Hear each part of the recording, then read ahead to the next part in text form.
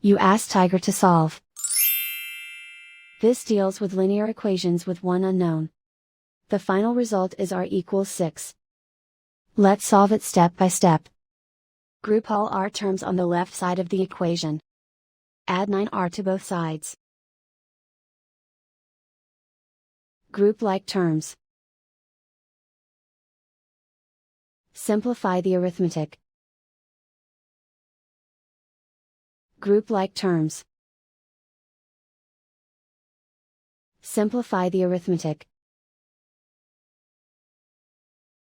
Group all constants on the right side of the equation. Add 55 to both sides.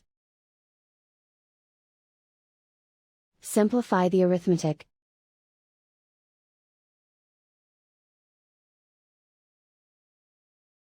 Isolate the r. Divide both sides by 18. Simplify the fraction. Find the greatest common factor of the numerator and denominator. Factor out and cancel the greatest common factor. And so the final result is r equals 6.